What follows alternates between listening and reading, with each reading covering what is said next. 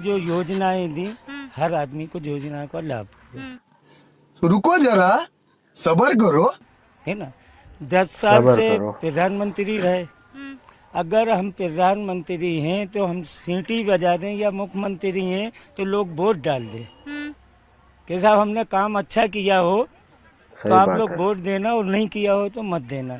जब चुनाव आए, जब जातिवाद की बात करना, एक जिम्मेदार आदमी, देश का प्रधानमंत्री जो जातिवाद की बात करके मुद्दों से भटका है। आज बेरोजगारी आप खुद देख रही हैं पूरे देश के अंदर कि युवा परेशान है। गरीबों को जो लाई है 80,000 गरीब, 80 लाख गरीब, 80 करोड़ गरीब कहाँ से आ गए? बोलने दे, तकलीफ हुआ है बेचारे को। बोल कहाँ से? 10 साल में कहाँ से आ गए? आप बताइए। रूबिका लियाकत का झूठ मुसलमानों के बीच में पकड़ा गया है। नमस्कार दोस्तों, मैं राकेश इंदलिया। रूबिका लियाकत को अब जिम्मा मिला है कि वो मुसलमानों के बीच में जाए और मोदी की लोकप्रियता कितनी है उनको बताए, और मोदी जी उनके लिए क्या काम कर रही हैं यह भी लोगों को बताने का जिम्मा यही तो असली पत्रकारिता है भाई, सौंपा है। पहले रूबिका लियाकत जी भारत 24 में हुआ करती थी। मोदी मुल्क और मुसलमान शो लेकर आती थी, मुसलमानों के मोहल्ले में जाती है, मुसलमानों को इकट्ठा करती है और मोदी जी की योजनाओं के बारे में बताती है कि मोदी जी ने आपके लिए इतना किया है तो मोदी जी को आप वोट क्यों नहीं दे रहे हैं, क्या कारण है, क्या नाराजगी है।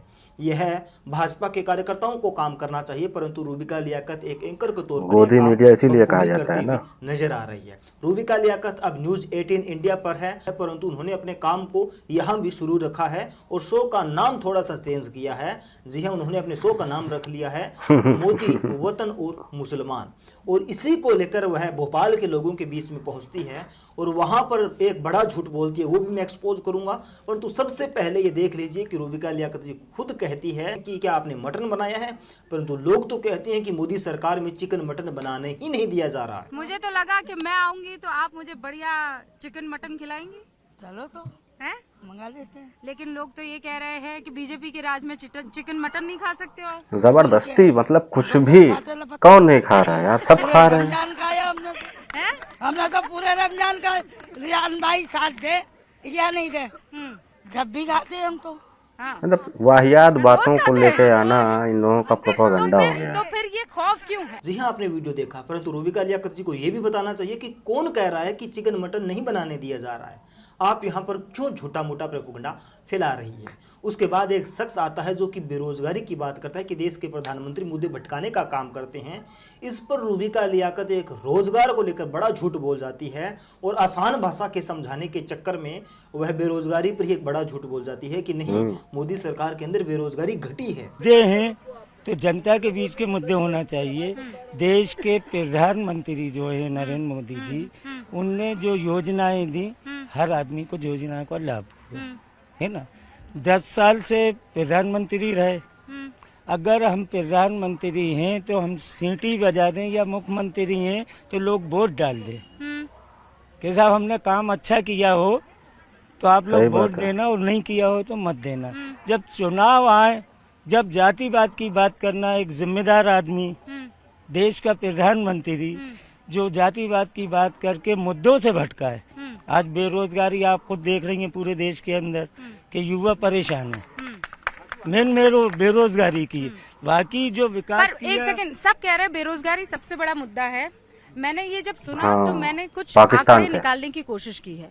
आपको पता है कि 10 साल पहले बेरोजगारी दर कितनी थी और आज कितनी है? इसमें तो मैडम ऐसा है कि गर्मी का एहसास एसी में बैठने वालों को नहीं होता है। गर्मी का एहसास जो धूप में होते हैं उनको होता है। गर्मी में तो मैं भी हूँ, आप भी हो, आपका भी पसीना तुम्हारा कुछ और ही निकल रहा है। मैं सुनी ना, आंकड़ा महंगाई आप कैसे पता लगाते हैं, या बेरोजगारी दर आप कैसे पता लगाते हैं? सर्वे होते हैं, कितनी नौकरियां लगी है, कितने पीएफ, वो सब सर्वे पाकिस्तान से आते हैं, ईमानदारी से तुम्हारे हूँ।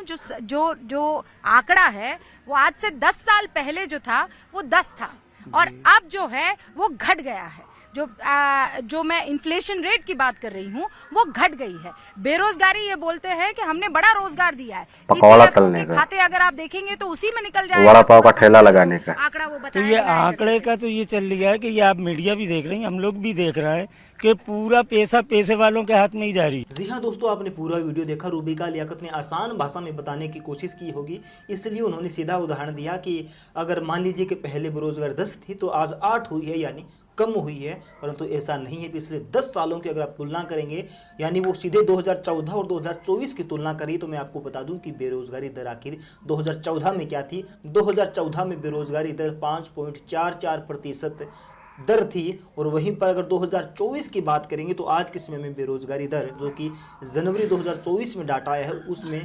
6.57 की दर से बेरोजगारी दर है। यानी 2014 और 24 की तुलना करेंगे तो इसमें बड़ा अंतर मिलता है। वहीं पर रूबिका लियाकत जिसका जिक्र कर रही हैं वो 2023 और 2024 को कंपेयर कर रही है, जिसमें बेरोजगारी दर 2023 के मुकाबले जरूर घटी है, परंतु 2014 का जिक्र करते हुए ऐसा नहीं है कि बेरोजगारी दर घटी है। उसके बाद रूबिका लियाकत जी के पास बहुत सारे लोग आ जाते हैं जो कहते हैं कि पहले अनाज बहुत ज़्यादा मिलता था, आज 5 किलो मिलता है। और एक शख्स कहता है कि अगर आज के समय में 80 करोड़ लोगों को 5 किलो राशन देने की आवश्यकता है तो भारत आगे कहां बढ़ा है, भारत तो पीछे ही आ रहा है ना। और एक शख्स ने कह दिया कि आप इस पर जवाब दीजिए। साथ सबका विकास कैसा है कि आप आने वाले 5 सालों में फिर अनाज फ्री दे रहे हैं, तो ये विकास कहाँ हुआ? तो नहीं देना चाहिए मैडम, ये आप कह रहे हैं ना, आप बढ़ा रहे हैं। अनाज दीजिए, अनाज आज जहाँ 35 किलो कांग्रेस देती थी आप 5 किलो दे रहे हैं। सही बात है। गरीबों को जो लाई है 80,000 गरीब, 80 लाख गरीब, 80 करोड़ गरीब कहाँ से आ गए? 10 साल में कहाँ पाकिस्तान से आ गए। कांग्रेस की उपलब्धि नहीं है, कांग्रेस तो बहुत आगे लेके गई। कांग्रेस आप कह रहे हैं बहुत आगे लेकर गई, लेकिन बीजेपी आ गई है पीछे। में रोजगार नहीं मिलता था, बीजेपी की जब से सरकार आई है तो रोजगार कर रहा है। अरे भाई बहुत बड़ी बात कह रही हो, सुनिए मेरे दोनों किडनी में स्टोन है। एक सेकंड, अरे भाई आप पहले बोलते हैं कि जनता के लिए क्या किया उस पर बात करो, फिर मैं आयुष्मान की बात करने लगती हूँ तो आप कहते हैं महंगाई की बात करो, फिर मैं महंगाई की बात करती हूँ तो आप कहते हो बेरोजगारी की बात करो। अरे एक एक करके। जी हाँ दोस्तों, आपने देखा रूबिका लियाकत खुद कह रही है कि मैं आयुष्मान की बात करती हूँ तो आप कहते हैं कि रोजगार की बात कीजिए, मैं रोजगार की बात करती हूँ तो आप महंगाई की बात कीजिए। तो लोगों को यही मुद्दे रहते हैं, उन्हें आंकड़ों से ज़्यादा सरोकार नहीं होता, उनके जीवन में जो प्रभाव पड़ता है लोग उसी को देकर वोट डालते हैं। परंतु रूबिका लियाकत जी ये शो किस दिमाग से और उनका चैनल क्यों ला रहा है ये सभी को पता चल रहा है। क्यों आप मुसलमानों के ही बीच में जाएंगी, क्यों आप सिर्फ हिंदुओं के ही बीच में जाएंगी कि मैं तो जी हिंदुओं का प्रचार करूंगी, कांग्रेस का कोई एंकर होगा हिंदुओं के बीच में जाएगा या फिर ब्राह्मणों के बीच में जाएगा और वहां पर सरकार की योजनाओं का प्रचार करेगा। भाई क्यों करना आपको प्रचार का काम उनकी सरकार का है, उनके कार्यकर्ताओं का है, उनके नेताओं का है, और उनके पास इतना अकूत पैसा है कि वो किसी से भी प्रचार करवा सकते हैं। परंतु आपको ये क्यों आवश्यकता आन पड़ रही है कि मोदी जी की नीतियां बताने के लिए आप जमीनी स्तर पर उतर रही हैं, और वो भी सिर्फ मुसलमानों के बीच में। ये तो गजब की पत्रकारिता होती है। मैंने तो अपने जीवन में ऐसी कोई पत्रकारिता नहीं देखी होगी जिसका पूरा शो का नाम ही एक प्रकार से हिंदू मुसलमानों पर टिका हो कि मुसलमानों की बात करनी है और भाजपा के लिए, मोदी जी के लिए वोट जोड़ने हैं। ऐसा नहीं होना चाहिए, मेरा ऐसा मानना है। तो दोस्तों वीडियो में बस इतना ही। वीडियो का ओरिजिनल लिंक आपको डिस्क्रिप्शन में मिल जाएगा, आप वहां से जाकर वीडियो को फुल वॉच कर सकते हैं और राकेश कुमार जी के चैनल को सब्सक्राइब कर सकते हैं। और लोकतंत्र को बचाना है भाई लोग, तो दिमाग लगा के सोच समझ कर वोट दीजिएगा, ठीक है। मिलते हैं नेक्स्ट वीडियो में, बाय बाय।